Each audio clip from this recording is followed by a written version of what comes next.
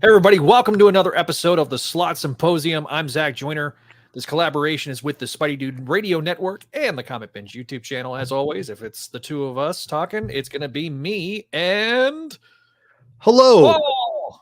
Hi. I'm the Comic Binge, or one of the many different people that Comic Binge. Like Adam, who's a very frequent collaborator, contributor, and I consider him a part of the binge.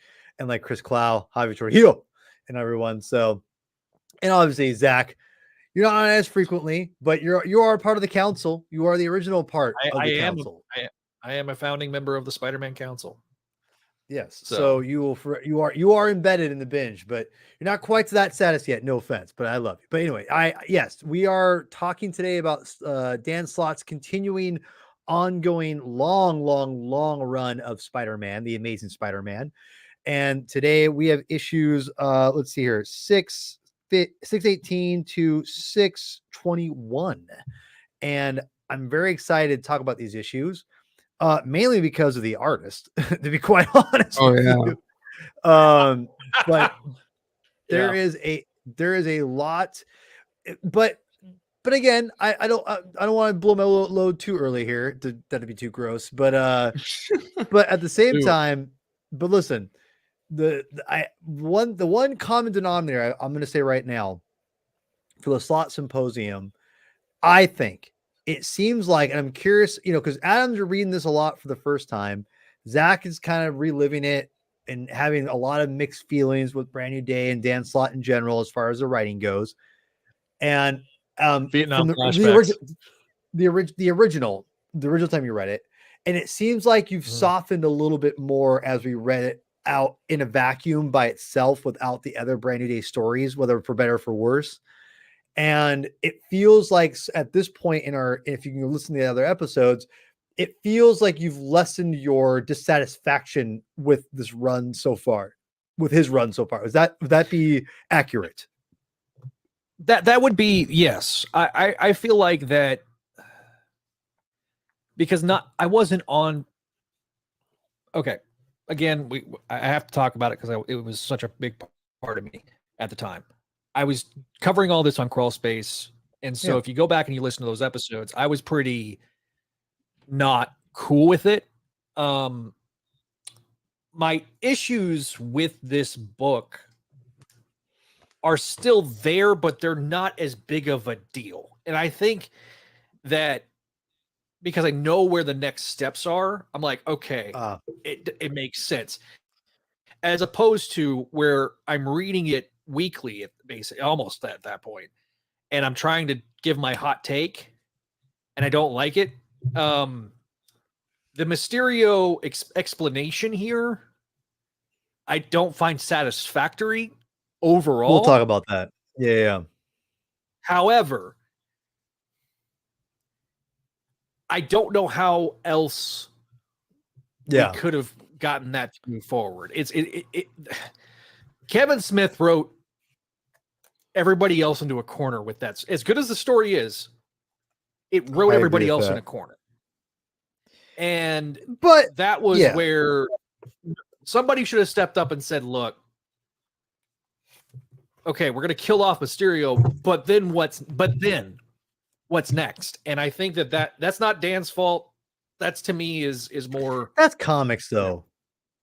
That's true. Well, do we want to get into that now, or do we want to wait to do it in the reveal? Because is it in issue 620? Is that when they first reveal it in that issue? Yeah, I think. Adam, do you remember? Yeah. Okay. Oh, when he kind of reveals, like, I thought you died. Yeah, but it's kind of, isn't it almost? He doesn't. He just kind of says, "Well, I'm Mysterio." But it's the issue 620, right? It might. All right. Let's wait to tackle that. We'll do issue by issue. I did send one more picture or page to the Facebook. I got you. So anyway, we'll start with 620 or excuse me, 618s here.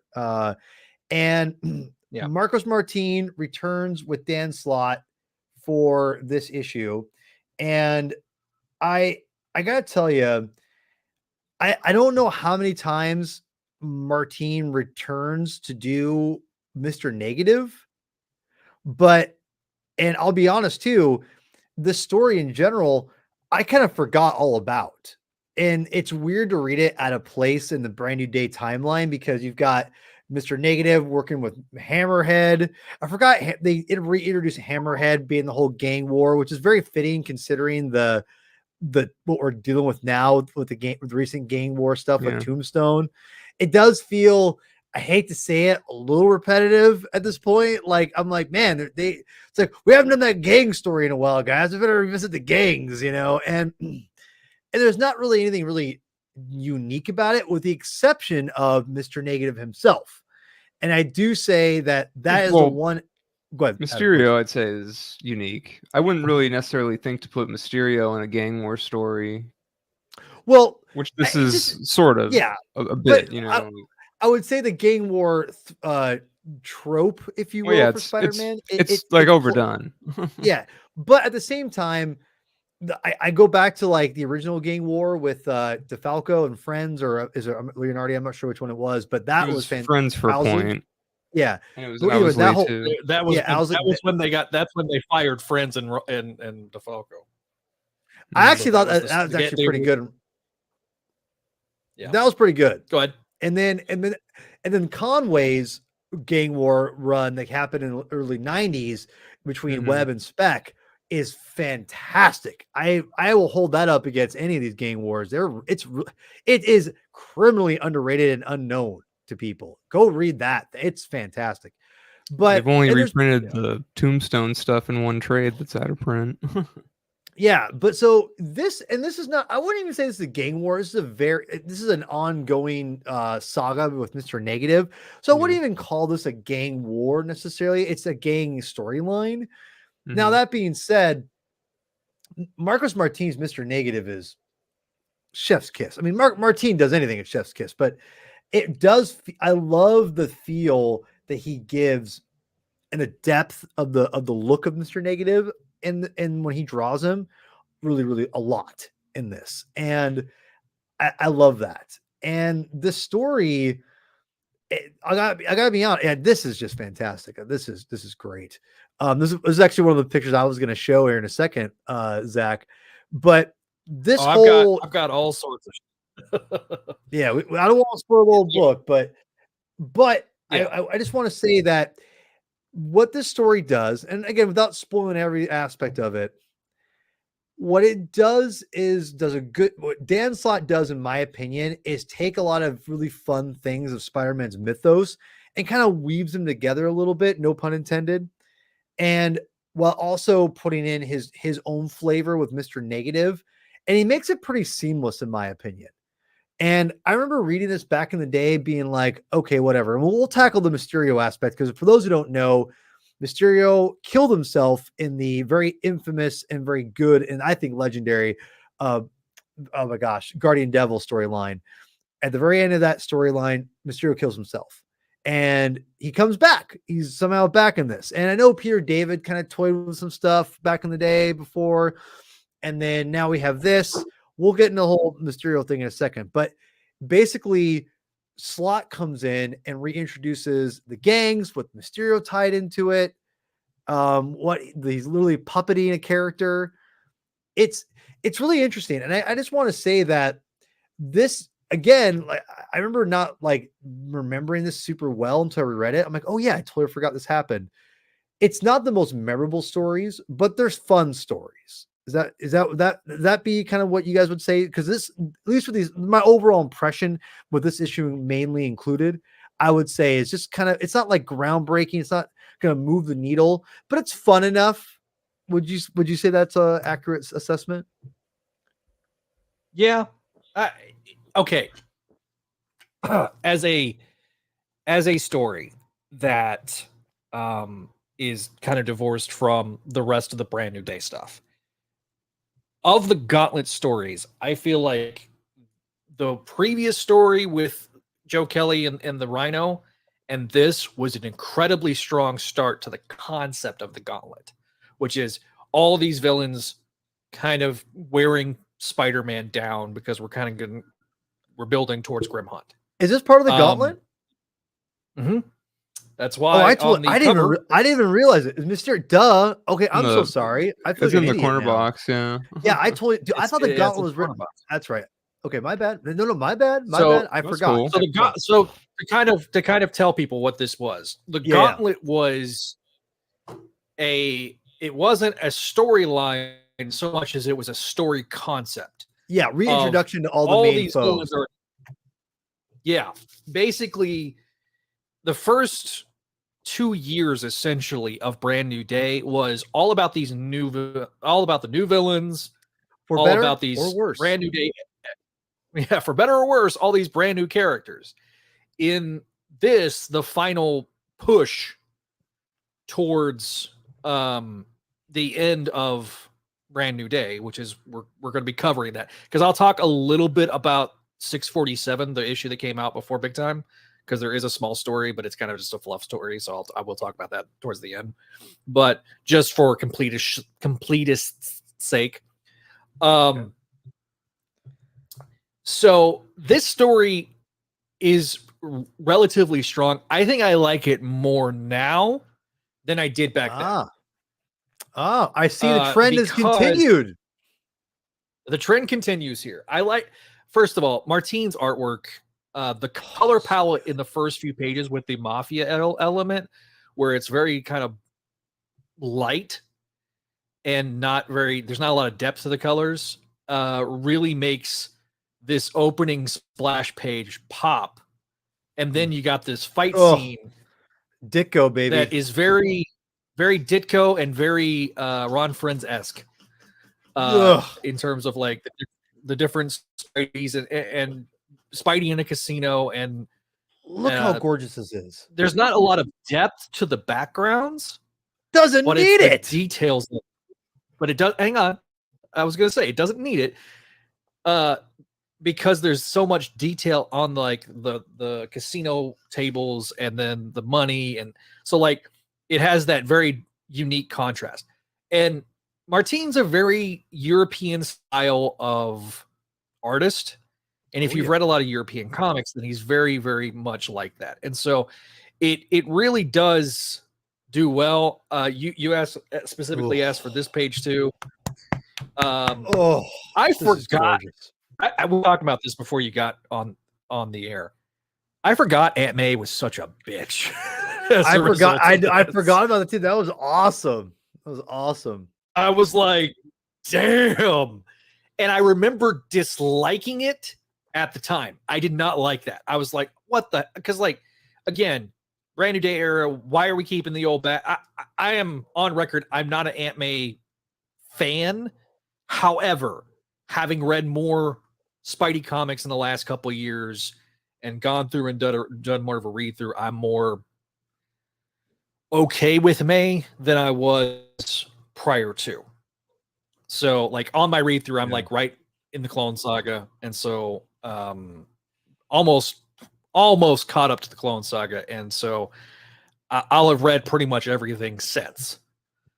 I am so behind on my read throughs. I need to get back on that. I'm stuck in the early 90s. I do like not stuck. I just haven't gotten to it. I do like these variant covers that they did at the time, because for the Gauntlet they would do like a variant cover for the first story that have like a classic element in the background. So I always like that, and they actually use that in the corner box, which I miss corner boxes. Marvel, bring them back, please. I love this cover.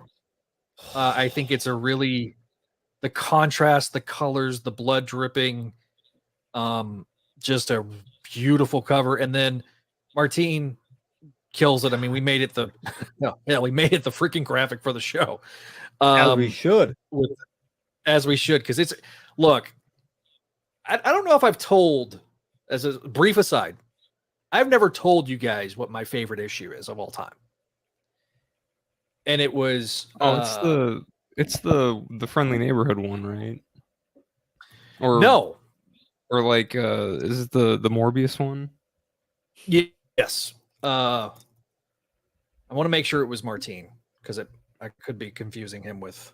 That was Rivera, I think. Are you talking about the Jenkins? Yeah, it was Rivera. Damn it. Okay. All right. Never mind. I thought it was It's like he painted it when he was still kind of painting stuff. Yeah, it was a completely painted issue, but this cover gives me that vibe. Yeah, is what I like about it so much, because that just the way that the colors are and the it's a beautiful cover. So all three covers are really great. Even the cover for the 4th issue is Lark. Yeah. I mean it's really good. Well, I like it let's better than the interior. Well, let's leave that issue alone. We'll just cover these next 3 issues then. So go ahead and finish up your kind of thoughts on these next 2 issues and this whole like gang kind of Mysterio thing, and then we'll get Adam's thoughts next. Carlie's dad being involved. I don't get it. It was one of those things where the thing about this art to me, it gives Carlie something beyond, oh, she's so perfect for you, Peter. To me, it works better now that we've gotten a little more character development, but it was sorely needed during the Brand New Day era. I love the design of Mysterio here, the slight tweak to the design. I think they do a great job. These pages are great. The story with Silvermane here, and this was the one that Adam requested, with him being the puppeteer, and that being the concept of, just every one of these splash pages too. The opening splash pages are just great. I love this one. This one's from the 3rd issue. I love this bit here with the way he draws Spider-Man and the color palette here. These couple of these are Javier Polito, by the way, because he does half of 620, which they're kind of they're very similar. They're almost indistinguishable. But the way they draw Spidey is a little different. I would say. Yeah, you can tell, especially with the eyes here. Yeah, that's the way he draws the eyes. He draws bigger eyes. And look, I mean, this I like bit right here is that's fantastic. Him coming out of the freaking Hudson,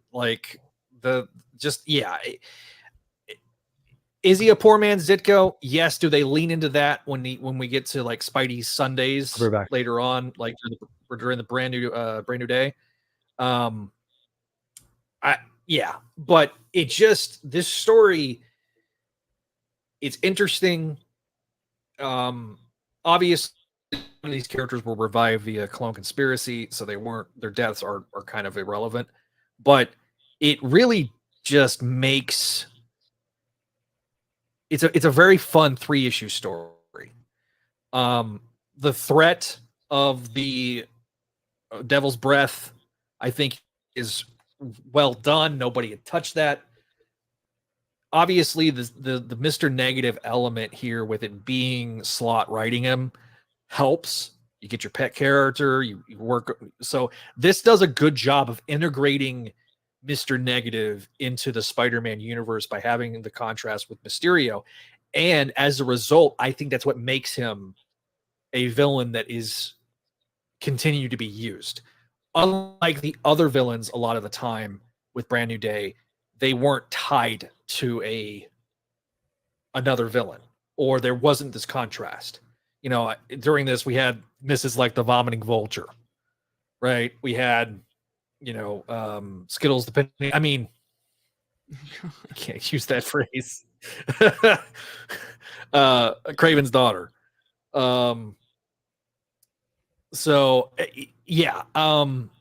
Outside, but again, I think that dichotomy of bringing a classic villain like Mysterio, working him against Mr. Negative, and then having the element of Silvermane. I appreciate Robo Silvermane a lot more now that I finally went back and reread those spectacular issues. So I'm like, I love those spectacular. Bill Mantlo, baby, he killed it. Yeah, that was Mantlow's best work on Spidey, because his stuff on like Marvel Team Up is. Yeah. Well, hold on. Team Up, absolutely. It's bad. Like, Team Up is bonkers. But side note, really quick, do you want to know why?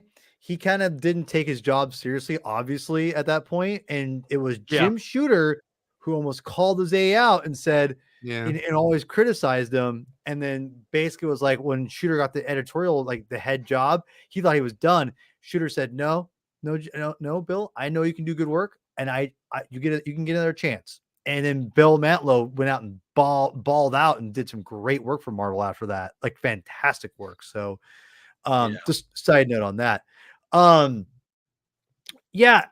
So Adam, like, what's your take on these 3 issues with this whole like little gang subplot thing here? What I think is interesting is it shows 2 different versions of Slott's, I guess, sensibilities, like what he seems to like to write. You've basically got this kind of gritty, violent, dark crime stuff, juxtaposed with Mysterio's grand plan, which is basically, I'm gonna rob the mob and leave. Which is like a very Silver Age, 70s, early Bronze Age kind of a motivation. So I think that juxtaposition is interesting. It's modern, but a throwback thing in all in one. And it's got great art. I think, I think stories like this proved why he was selected as the main writer. Because this story plays to his strengths a lot more than a lot of the other writers at the time. By this point, Guggenheim had left. They brought in Mark Waid and Joe Kelly to replace Guggenheim. Wells. I'm gonna say it right now. I know this is Dan Slott show, but I respect the hell out of Mark Waid, and I think he's a fantastic writer.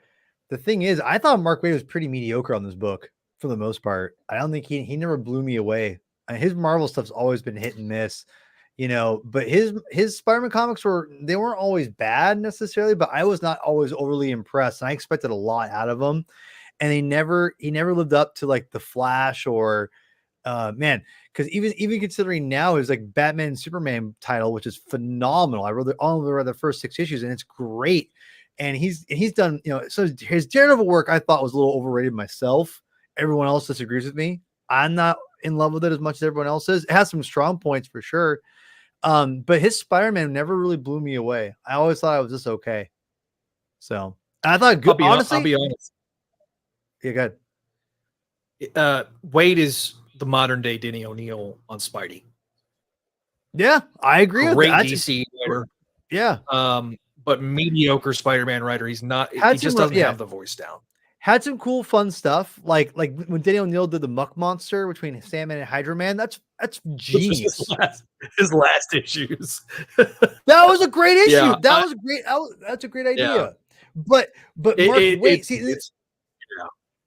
okay. So here's brand new day. Here's the writers, in my opinion, that are the best. It's Guggenheim, of course. Besides, I think Slott's the best, in my opinion, right? But it goes Guggenheim, in my opinion, probably followed by. Oh, this is gonna be a hard one now.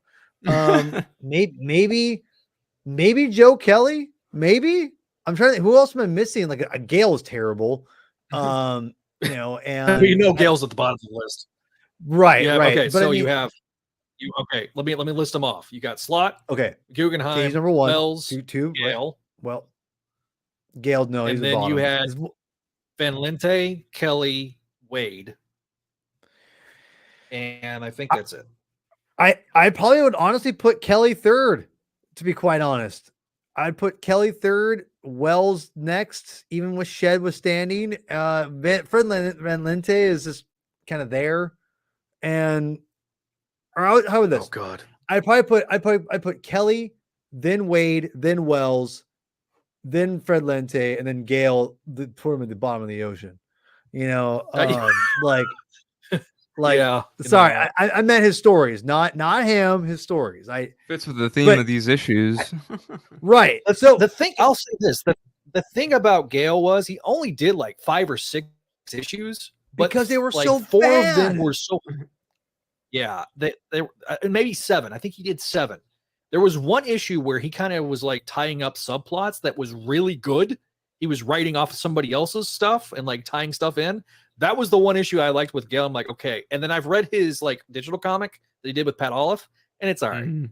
But it like Gale was just bad. He was another ill-fitted guy that was brought in because essentially it was, hey, I want to write some comics, and they were like, okay, That's Bob cool. Gale, Give write him Back a to the shot. Future, cool. Yeah. Hey, Yeah. give him a shot. Like, whatever. Adam, I'm hoping didn't derail your 3-issue review here, overview. Like, what did you have one thing you wanted to add real quick? I will say that I appreciate how, and this is basically happened with the other shows too. It's like Slott he's essentially continuing his own plots. So it just feels like Sure. it feels like it's mostly been his run. Like I haven't really missed much, There's Yeah. maybe like a little sprinkling of something, but it's like, oh, okay, Mr. Negative's back from before, and Carlie's here, and Can you put on 620, Zach, please? Yeah. Thank you. Yeah, it's all just kind of like building off of it. Well, and he was the first issue of of this brand new day run, so it's all kind of like built off that, and it already feels like it's just his run. So I like that about it. Yeah. So the rest of the stuff is so. The thing about Brand New Day is everything was so disconnected that by eliminating everybody else and just reading Slott, it's far more cohesive as a story. And I think that's the plus about why I'm liking it more. But because I was thinking, I was thinking when reading this, I was like, oh, like they should do a trade of this stuff, and I was like, well, they've already done Brand New Day trades, but if they ever do, I don't know if they've done like they should do a Slott omnibus where it's like, oh, it's just this stuff, and it'll flow fairly well, I think. So let me say a couple things. Okay. First of all, as a Slott apologist, as the group of the Spideydude Experience, Zach, yeah, look up. You're just like sorry, I was over there. I was going through the issue. I was trying to make sure. Sure, you were. Going through the I'm issue. just giving you a hard time. I'm just giving you a hard time. All right, but like anyway. as someone who I felt like I was alone on an island for Dan Slott with between Zach and all his acolytes, if you will. The thing is, reading these comics, and I will defend Brand New Day a little bit because I liked it more than a lot of the people that when you were working with the Crawl Space, and I felt like I was definitely on an island with those guys, because they were like, "Oh, this is the worst thing ever," which again, it's their prerogative, it's fine, but I just always felt like it wasn't giving the comics a good, like, honest, like, look, and as I reread these, it feels more and more. You're right. They are disconnected. And what's interesting is that's kind of what they were when Wacker was doing 52. If you go back to his in that original series, which is fantastic, by the way, the difference is those writers had a very distinct like storyline where they were going. And here's the key. It wasn't long. It was very short and to the point. And also wasn't that long. So they're all contributing like 4 pages here, 4 pages there, or 8 pages. It wasn't a lot. It was like 6 to 8 pages. If I'm like paraphrasing or off the top of my head estimating. But what's different about this is that it's 22 pages and you're pushing an overall narrative, and then you have to stop and someone else has to take over. I will give some credit because it felt like Guggenheim, again, maybe I'm a Guggenheim apologist too. It felt like Guggenheim and Slott, and they all did it to an extent, but it felt like Guggenheim and Slott did it the best of how to incorporate other people's ideas. And I think that's why I think that Slott ended up being picked, because he was able to work with so much more than everyone else was. And Wade came in so late that I don't think he didn't really have I won't say a choice, but I don't think he had a real like a voice, if you will, to really give his perception of the Brand New Day era as far as getting it off the ground. I feel if he started instead of Gale, you might have a stronger case for a brand new day. But that all that, Yeah. you know, be that as it may, brand new day exists. Here it is. And I will say that you're right. Like they all kind of tend to do their own thing, because here's the important part. For the most part, they all controlled the characters they created. The exception of Menace and Guggenheim. Because Menace was created by Guggenheim and also was in New Ways to Die. So Dan Slott and Guggenheim play together with a lot of their different characters. And I'm sure, you know, Mr. Negative showed up in other books too. The thing is, I'm pretty sure Guggenheim controlled Menace, and then obviously Dan Slott controlled Mr. Negative. And that's the overall narrative you see here is in these issues that including 621, that Dan Slott is controlling. And that's why I feel when you read these out of these order, out of the brand new day, like index and saying in a vacuum, like here, Dan Slott, let's read his issues only. They feel like you're not missing anything because he's controlling the narrative of Mr. Negative, which again makes sense. He created the character and he's a great character. And it only makes sense that he should have the right to control him at that point. And I'll be honest, he does a great job. And that is something that I felt was very, and I think is still to this day, especially with the Spider-Man game withstanding, he's done a great job with that character. He's maybe the most iconic Spider-Man villain in 20 years. I mean, think about it. So on the previous episode of Spideydude Experience, we were literally in the chat. People were asking, what's the most memorable villain that we've seen over the last 30 years? And outside of Moreland, honestly, it's Mr. Negative. It's Mr. Negative's over Moreland, in my opinion. Well, no, I'm just saying, like, in the vacuum, those are. I'm sorry. Yeah. Okay, my bad. While you were gone, I said this, and I'll repeat it again. Yeah, sorry. Because what makes this story kind of work is the classic with Mysterio interacting with this new character, and it makes it feel like it's a Spider-Man character instead of just a random character we came up with to fight Spider-Man. Subtle but profound difference. And the one thing I don't like in this story, because there is, I've talked about quibbles, the Carlie scene, especially, I think it was in the third issue. I think it was in this issue, or the second issue. I'm sorry, where after we find out her dad's alive, and we see this flashback of like Carlie as a kid, and she's interacting with Jean and Captain Stacy, and it's like, oh, we gotta, there was this feeling of what we're shoehorning in more Carlie to try to make her more likable, and it doesn't work. Okay. Just really quick, I wasn't done with my thing but continue. But wrap that up, and then I'll go back in. Yeah. So that's probably one of my biggest cons of like these three issues, is that. But yeah, go on. Now, I think that's a fair, because I'd actually I'm glad. Reason I brought that up in mid of your sentence, because that kind of brings up what I want to bring up about the story in general, because Dan Slott is, I think, the king of, in my opinion, interweaving different things pretty well. Yeah. I will agree, and I'll give you, and Adam, I'm going to throw it back to you in here in a second. I think that Carlie Cooper is not a bad character, but they definitely tried to shoehorn her in a lot of different times, which definitely rubbed a lot of people, a lot of Spider-Man fans, including someone on the old crawl space. Listen, I can respect that. Excuse me. I can respect that, and I think it's fair assessment with her. I don't think she's a bad character. I actually kind of liked her. I like her as a character, even before, Nick Spencer kind of redid some cool things with her. I thought, I think she's a cool, like, honestly, in my opinion, a great character for Peter to work with as a friend, kind of like a la Betty Brant. In fact, I think she's a better Betty Brant because of her connection with the police force, and her connection.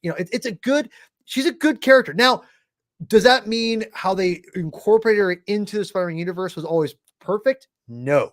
And do I think the whole Captain Stacy thing was a little too much?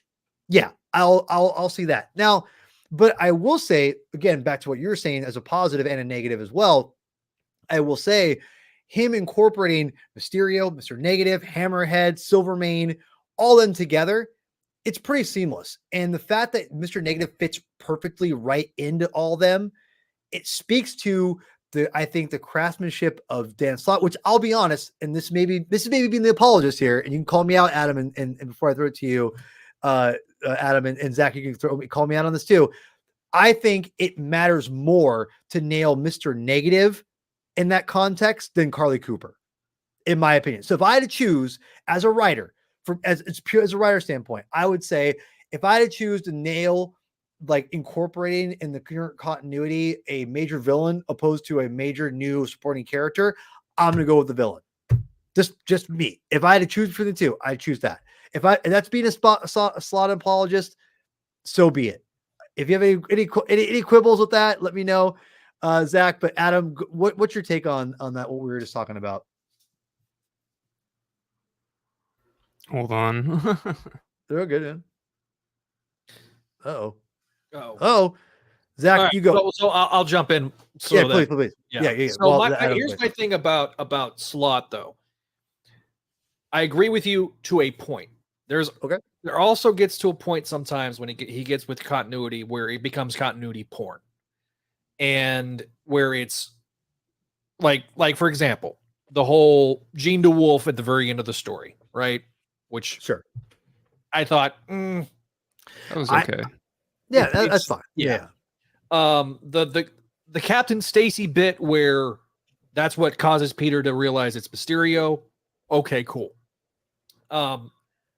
I'm less upset, like less irritated with that, because like, okay, it makes sense now. Yeah. Okay, but he always, especially in this period and even into big time too, there was always this little bit where it's like a little continuity stuff goes a long way, and he hadn't mastered that yet. And I think that Slott? I think that there were some times where, it's not as bad here. I think there's issues down the road where it's particular, especially with one character that just. Well, we can't wait to get there, can we? Because I will talk about this because it's going to be not necessarily. I think we're doing the first two arcs of Big Time, I think, is our plan. I don't know. I trust Adam. Adam's got he's the map. He's the map quest. Maybe the first one. We'll see. I don't know. We'll talk about it. Yeah, we'll talk about it after the episode. But like I say, we had talked originally about, according, because I got the sheet. So you think the continuity porn, like, you think it works? Do you think? But here's my question to you, and I'll throw it to Adam. And this is Zach. Tell me, do you think it's both between the two? Because I think he nails it with Mr. Negative, and it sounds like you agree for the most part. Yes. Would you think that it's better? Is it bad, or is it better or worse, or are they both? Are they not equal?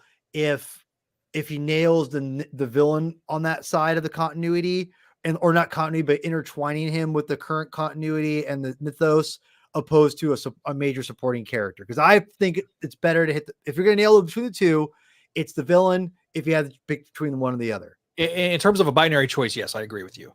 Okay, my thing with Carlie has been, and I think you might agree with me on this, had they not tried to sit there and make her into the love interest or the potential love interest for Peter, and just let her grow as a character and let their relationship grow, that to me would have been absolutely made the biggest difference for Carlie. Because when they are no longer in a relationship or potentially in a relationship, Carlie becomes a much better character. And I'm going to agree with you 1000% on that. And it sucks because it's hard to fault her as a character for it, because it was just basically Whacker and Marvel being like, and basically, let's face it, Quesada being like, let's get him busy and getting in as many girls' pants as we can, and let's because he can't be married. We can't have married people on here. So it's So anyway, Adam, go ahead and given your idea of this whole, what we were just talking about, what's your take on that? I'll be right back. I mean, I guess I'd go villain. I don't know. Yeah, because the Carlie stuff, it's cool that they give her something to do in this, but I think I do agree with Zach that, like, the inserting her into the narrative when Captain Stacy was alive, it seems a little like, oh, she's more important than like. This isn't a throwaway character. She was there, you know. Yeah, she's been around since before you can remember, and it's like Yeah. it's like we called it at the time on the crawl space. We had a phrase. It was called the Carlie Hammer, Right. where it was just Yes, beating I've you heard over the this. head. How awesome Carlie Cooper is, and Slott No. wasn't as bad.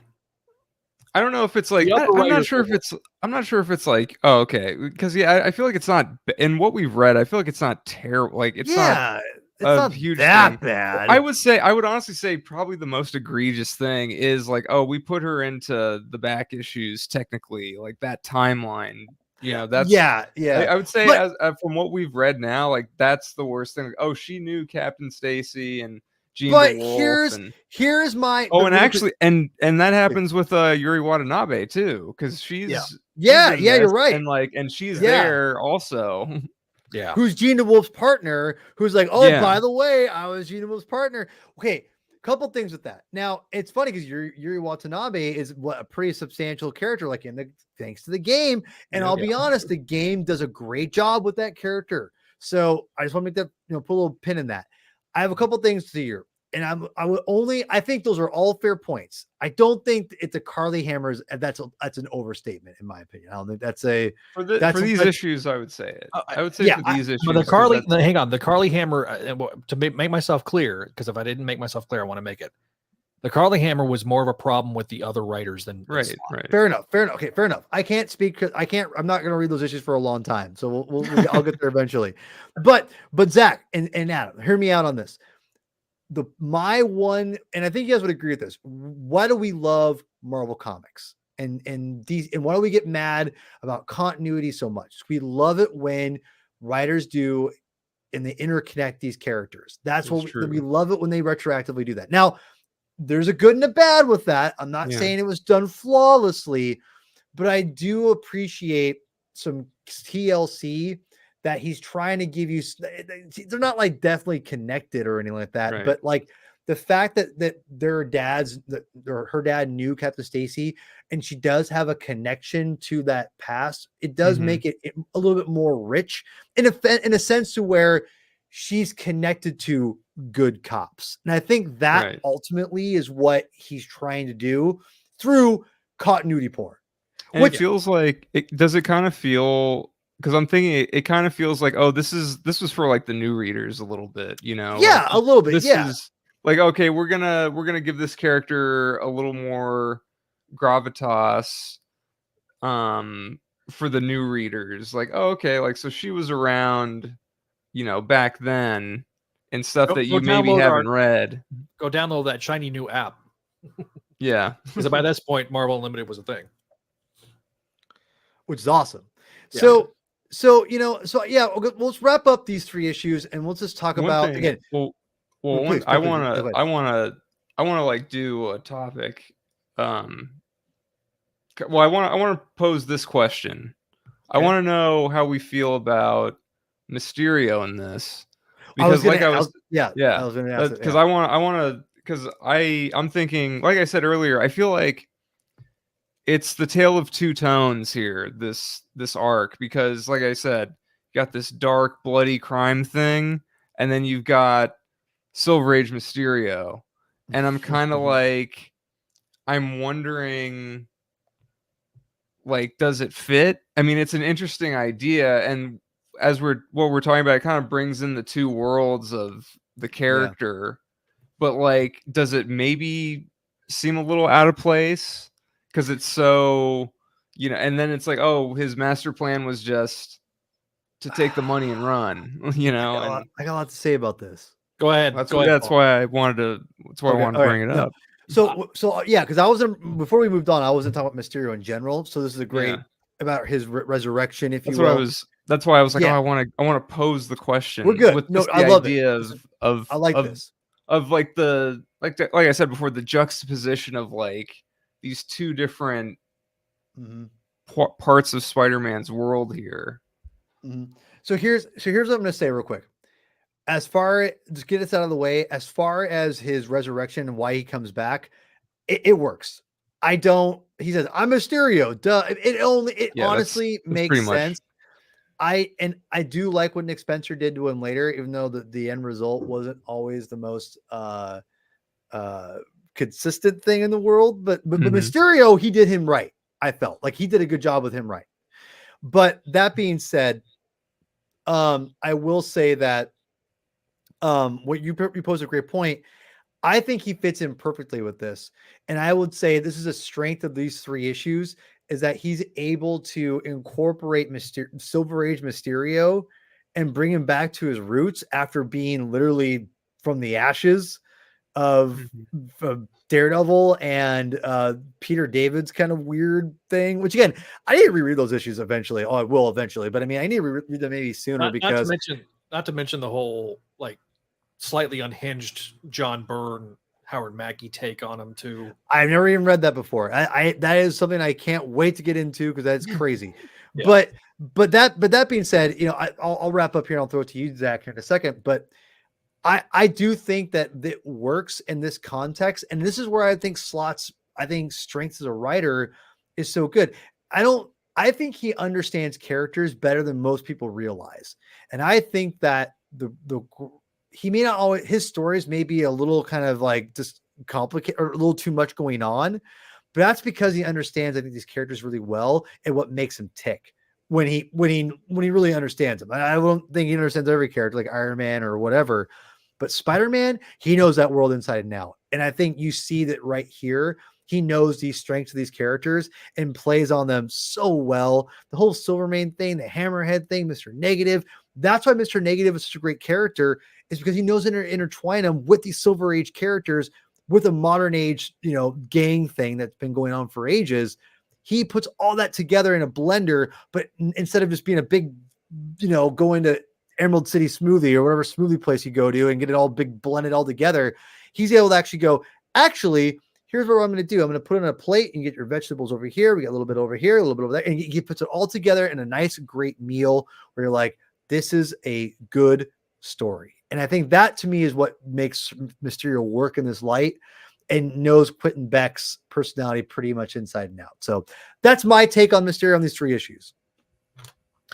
Counterpoint. I think it provides a good foundation for what was eventually mined later. I think it does make sense better because of what Spencer did afterwards. My issue probably is that the way it was marketed at the time was, oh, you're going to find out what happened with Mysterio, and then it's, I'm Mysterio, bitch. Yeah. Was it marketed that way? Yes. I didn't take it. I never thought or was thought that was ever marketed that way personally. And rereading it now, I'm going, okay, it's fine. I think it was just a level of disappointment that's the explanation, especially coming off of the whole Harry Osborn explanation with Slott. It was like, man, you did it again. Like, you know, Harry was, yeah, I don't know. I mean, yeah, it just comes. Okay. I guess this was better. This was better than Harry. How about that? I'll give you, let's agree with that. Than Harry. It works much better than Harry in period, in my opinion. It certainly is a more satisfactory explanation than Harry. Harry was so like underwhelming. It's like, oh God, like really? And I think that we always used to make the joke on Crawl Space about it's magic. We don't have to explain it, as being like the explanation why there's no marriage, right? Based on it, you can't. I don't know if we can find it now, but there was a conversation with the article GMS about. Yeah. Well, no, it was Quesada, I believe. Well, it was a conversation with Quesada and JMS, and it was Quesada that said, "Well, it's magic. We don't have to explain it." Yeah. He's like, "Wait, that's not how magic works in the Marvel universe." And so, sometimes I think that mentality shines through, and so why I can see why people don't necessarily love this explanation, but out of every other explanation we've come up with, this one is like, okay, it makes the most sense. So I agree with you to a point. there, Paul. Does that make That's it. sense? Okay. Is No, that's this good. is this the guy? Is this the same character that found the Ultimate Universe since we just did Spider-Man on the Comic Binge? It is interesting. I do like, though, the one thing I like about Beck in this issue that I feel like is very much in character is that Beck does not like getting his hands dirty. So having mindless drones being the ones to be that. Yeah. I also It is- like the subtlety, and you can see It's it funny that with, he has henchmen because it reminded me of like 66 Batman or something. yeah. Like I also like the little ring element too. Yeah, that was I interesting. like that. I like this. Like I pick up that little subtle thing. And what freaking Carlie also comes across a little bit unhinged with her dad. And I don't know if it's this. Wouldn't you? I mean, Yeah. yeah. Well, But the like, whole story is kind of Yep. kind of unhinged because like, and I guess it is good as a Mysterio story because it's like, well, what's real and what's not? Because even reading it, I'm like, wait, so did these guys are because like Silvermane's fake, so it's like, you know, is everyone else are these actually the real guys or wait? And I guess they are, but it's like the Carlie thing is the weakest part of the story, and I'm a Carlie fan. I'm not gonna sit here and say Carlie is the best new character we've gotten. Blah blah blah. Carlie is a good character, but this story it kind of was a little. You would have taken that aspect out of it, and I think it'd probably be may rework some things. It's a lot better result of a story. They but were as maybe again, trying a little too hard with the character. I agree. I would say this is where the Carlie stuff got a little too heavy handed, but so yeah, so you kind of piggyback into 621, which is kind of like you get Marcos Martin out of it at this point, and then you throw up 621 for a sec. Yep. And then you got a continuation of the of this issue. Black Cat shows up. I forgot they were dating again. Again, another right, like, oh, Black Cat and Spider-Man are dating again. This is only the second time or third, fourth, and then you give it, God, it's like this was better than Kelly writing the two of them, which is what happened when they first got back together right after 600. And it's like we're gonna have sex with the masks on, and it's like the mental gymnastics they were going and jumping through to where they don't know who each other are, or she doesn't know who Peter is. It's like, come on, bro. Well, like, I mean, there is some kind of, because she's more in love with Spider-Man than Peter, so it makes a little bit more sense. I mean, but here's the thing, though, I'm a prude because she didn't know. Well, she forgot who Peter was too. Yeah, because it goes back to like that the date. Yeah, it goes back to like, the intro of the character and what Mantlo was doing before the identity reveal, and then back to the fact that he wanted to keep its identity because he knew if he revealed it to her, she'd remember everything and then maybe get pissed off, which is just whatever. Right? Listen, I don't like overly sexualized Spider-Man. I've said it before. It's one reason why I'm not a big fan of Black Cat. It's a little too like, guys, we don't really need this. Like, it's like I don't mind alluding to it, being like, hey, I just banged Black Cat. Oh, that's pretty cool. It's like, all right, it's like I liked alluding that when I was a kid. I can kind of put the pieces together myself. I don't need to have it literally like, I just had sex with you, Black Cat. That's crazy. It's like I don't need that. So anyway, it feels a little out of place. The whole bit where she's like wanting to bang Spider-Man, like right there in a crawl space. It's like it's too much. I distinctly remember because this was back when Dawn was still on the show, and Brad was like, she's all about sex. And Dawn's like, no, she's not.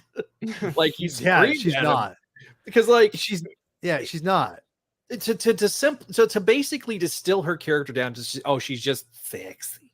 It's like, are you a 12-year-old boy writing Black Cat, or are you going to this is a character that's been given a lot of depth over the years, and Mantlo just distilling it to just boobs, basically. And again, that was later on because they always drew her sexy, but Felicia, even though she desired Spider-Man and wanted Spider-Man and like was definitely like, that was all from Stern, right? And everyone, like they established that she wanted Spider-Man sexually. We get that. But as Mantlo developed her, she became way more complex and wasn't just a sex kitten just for the sake of banging Peter Parker or Spider-Man. There was an element there, but it never was the focal point of the character. That's why her bad luck powers exist in the first place. She felt inadequate. And there was, again, that's not because she felt inadequate in bed. That's all she wanted. Then she wouldn't care. You know, it's like she's all she wanted to bang Spider-Man. She wanted that, like she wanted to be female partners more than just swashbuckler. yeah, she wanted yeah, exactly. Yeah, she wants the adventure. She wants the rush. She wants the thrill. That's why she does what she does.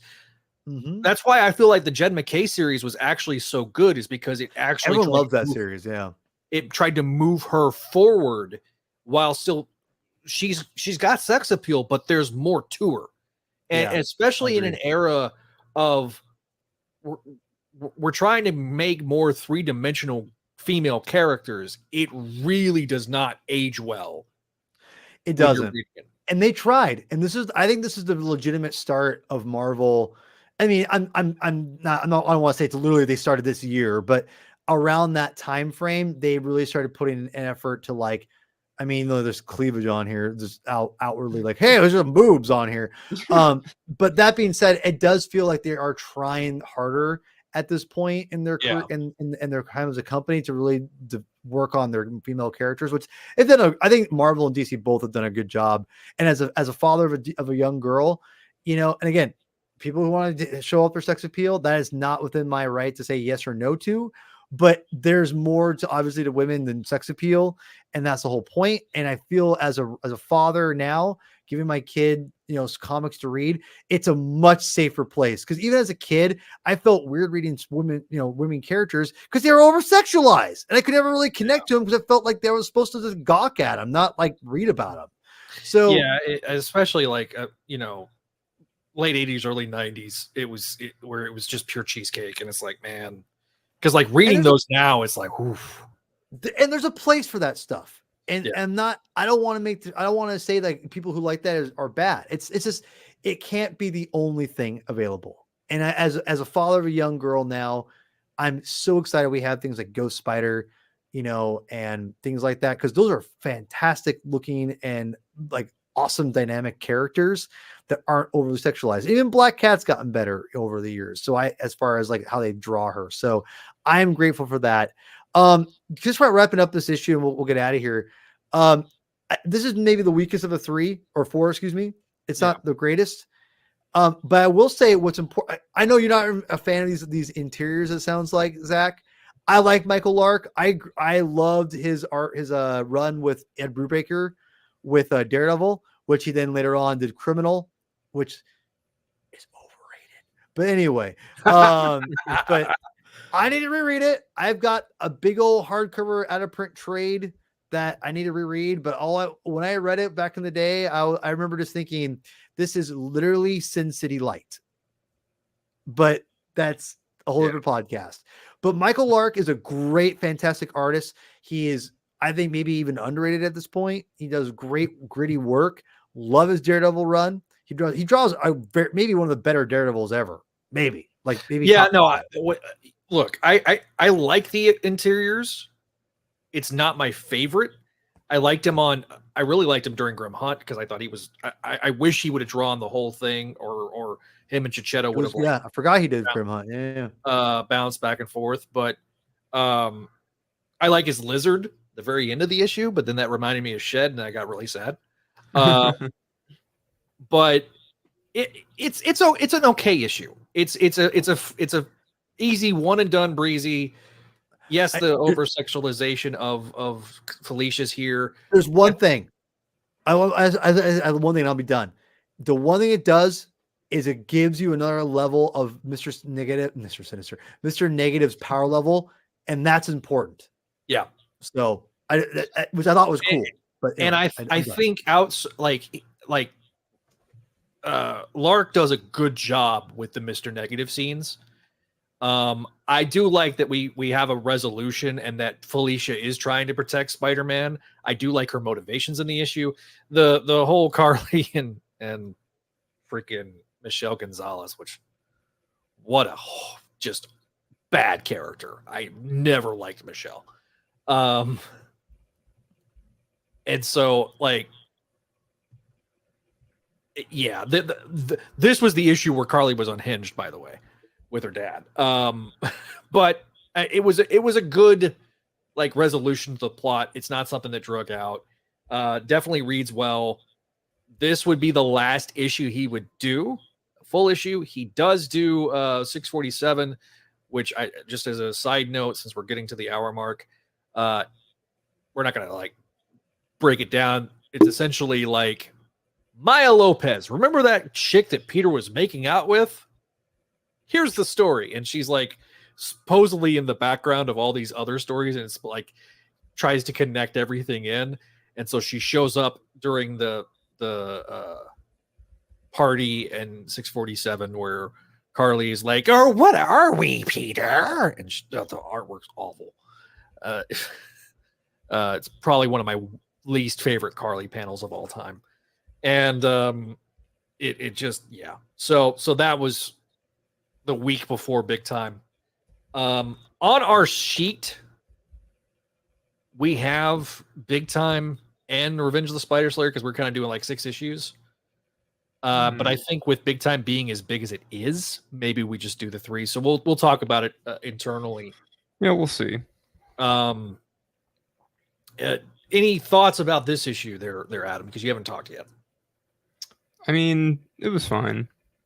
Wraps up, I don't know. It wraps up the whole Devil's Breath thing, I guess. Yeah, for the most part. So yeah. We've completed the circle here. Like we started with the first little arc was Mr. Negative and Devil's Breath, all that, and we've got it again actually with this whole thing, and then we get the conclusion. So there you go. We've done it.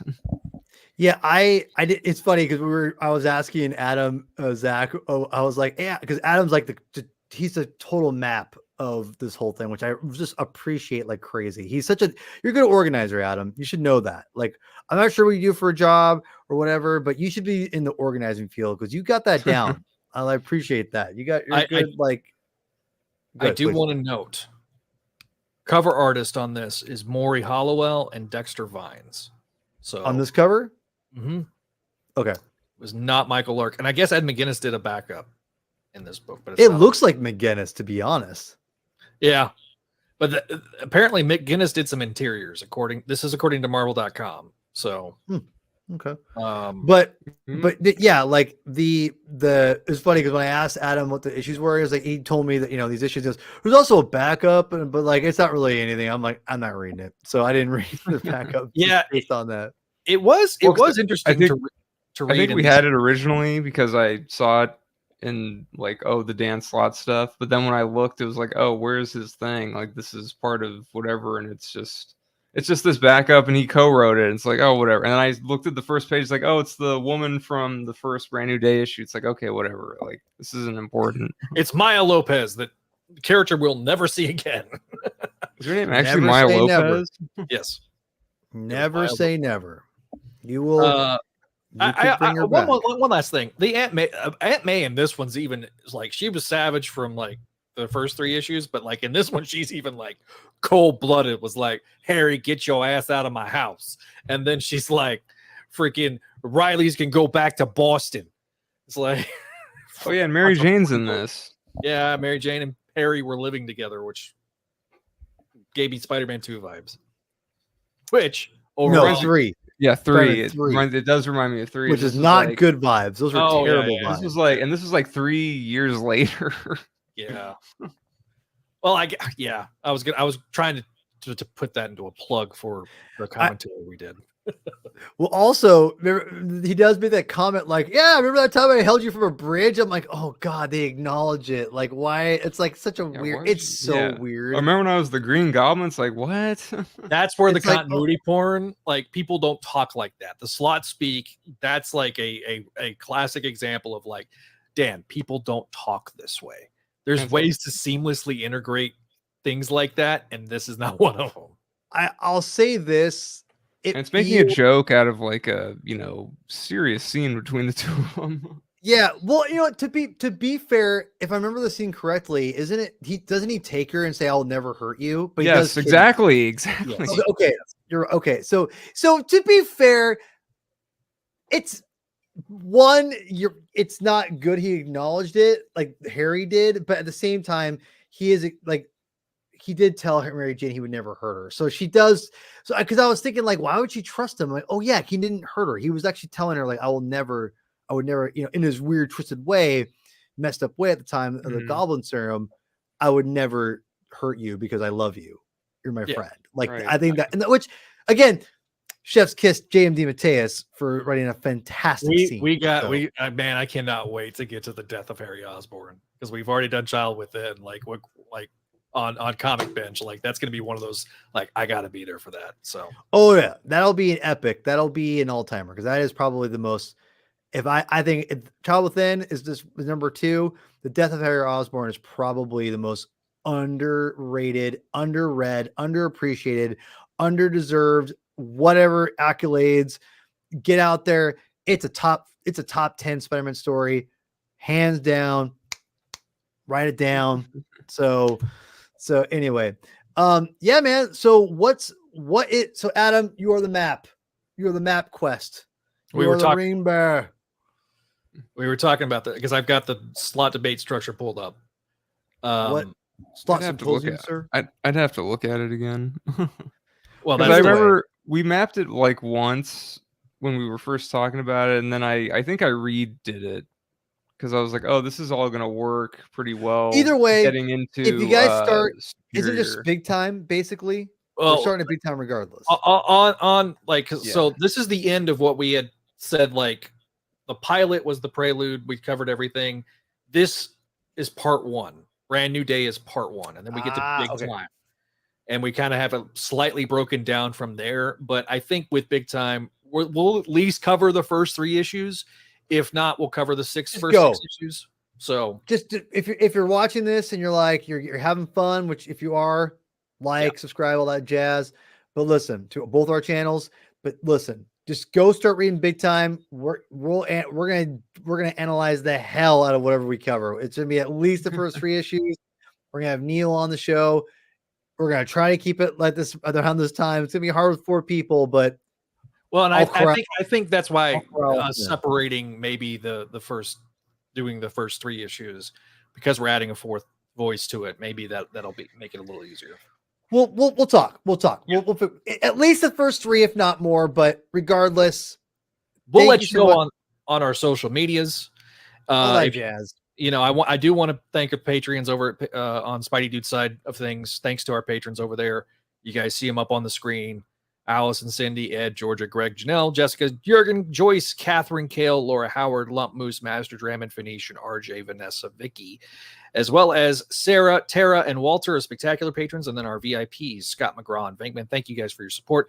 I do want a programming note because by the time this comes out, it'll already be up on the channel, but go check out Voices from the Eyrie, the live edition with Greg Weisman, with Greg and Jen at Convergence. It's going to be available on the Spideydude channel. So if you're watching us with the Comic Binge, it'll be up on the Spideydude channel as well. So a lot of good things. Of course, if you like our old stuff like Clone Saga Chronicles and Spectacular Radio, check that out. If you want to check out the interviews over on Spideydude as well, Sabi Sim Era Podcast and Make My Mayday, we always love those. And so if you haven't already, check out our social medias. You see them up on the screen. Be sure to follow those and to keep up with as we continue to barrel through all these issues. We're getting very close to our 100th episode of Spideydude Experience, so it's a lot of fun. And we really do appreciate it. Paul, you got any final thoughts? Yeah, man. Go subscribe to the Comic Binge. We just did a fantastic episode with For the Love of Comic Books, or For the Love of Comics, I should say, Ong Shiman, who is, I think, no offense to anyone out there working, the best comic YouTuber out there, and also maybe one of the nicest human beings alive in this world. And it is just a genuinely great dude. And go subscribe to his channel, and then also go to the Comic Binge and watch our favorite action scenes episode. Adam, you were there. I think you watched the majority of it. I thought it was pretty damn good myself. It was great. it was so much fun. He Man. is a good. I don't want to just act like I'm just kissing your butt because you're on the show right now. But Very nice. the stuff that you've been doing lately, the elevating of the content, I think is exceptional. Thank and you. I think you've done a great job. And I Thank think you. if you got Spideydude people that have not subscribed to the Comic Binge, you're missing out on Thank you. some great comic-based content. Yeah, and I think what you're saying about that is like the Mad Max stuff I did, where I really broke down the connections with the Mad Max Fury Road. Yeah. I had the Fury Road concept artist who's a huge comic book fan. I broke that down with him. That was a lot of fun. I'm trying to bring the medium out to more just like, besides talking about stories that I love, which is great, but trying to really break down the medium, why it's amazing and why more people need to read comics. That's why I had the whole hashtag or the whole, hashtag and saying we have with Chris, read more comics. And I really appreciate you saying that, Zach, because that is definitely something I've been trying to work on to bring the medium out, and having people like For Love of Comics on, or a guy like a concept artist from Mad Max Fury Road. The fact that he even agreed to do it was hilarious and awesome. Mark Sexton was a fantastic guest. But those are fun. Those are really fun episodes, I think. And we definitely broke down, the uniqueness of the medium, I thought. So go check it out. But again, For Love of Comics, if you guys we also did another episode last year where we broke down our favorite Kurt Busiek stories. So, and there is a giant Spider-Man part, which is towards the end, and I lost my shit. To be honest, I was not, because Ang Shimon's, he's not the biggest superhero fan. That's what I love about him. He loves the medium. He likes artsy stuff. And I don't mean that in a disrespectful way at all. He likes a lot of really unique, different comic books that are not just because he wants to be different. He freaking loves them. He talks about them all over the place. And he loves superhero stuff too. And he loves Kurt Busiek. That's why we had the show. But there's a Spider-Man thing there I was not expecting, and I lost it. I thought it was great. So, does it have something to do with some tales that were untold? Yes, you can say that. But no, it was a great episode. Go check those episodes out. And next week we have, or when you get this, I think we'll have Arkham Asylum already out, where me, Javi, and Chris, and maybe someone. I'm gonna try to crawl a guest on that one too, much to Chris's chagrin. As well. But no, and plus we've got Deadpool content coming out. We'll be covering the movie with a bunch of people, and we'll be covering my favorite Deadpool miniseries, a Circle Chase, I think is what it's called. I just know it's the first Deadpool miniseries ever, which was written by Fabian Nicieza. I can never pronounce anything. Just have Javi do it. He'll probably pronounce it correct. Yeah. But here's the key one. Joe Madura as the artist. And Joe Mad's art in that, I think, is chef's kiss. And it's a fun story. And it pretty much is, to be quite honest, it's pretty much the premise of what every Deadpool story is based off, in my opinion, is that 4-issue miniseries. You have the initial Deadpool like X-Force stuff, which is fine, it's fun. But then as far as the core of the character, it's all in the Circle Chase, I think is what it's called. That first Deadpool miniseries in '94. So, and it is maybe some of Joe Mad's, my favorite art by Joe Madura ever. I think that miniseries, and then like the first 12 issues of the Kelly. I never read that stuff. So I heard it's great. Yeah, it's good stuff. It's some of Kelly's best work. Yeah. So that's gonna be all July. Thank everyone who's all done it. And are we doing a council? We were supposed to do a council, but I changed it for Arkham Asylum instead. So we had to make, but we'll talk. But if you want to, I have my outro. Do you have an outro? I could say my thing, or you want to say your thing? How about no? Zach, you need to say it. You wanted to say it before. I let you do it this time. Yeah, because every time I'm on like Spider Council, I never get to say. But now you can. The tagline for the Comic Binge, which is read more comics.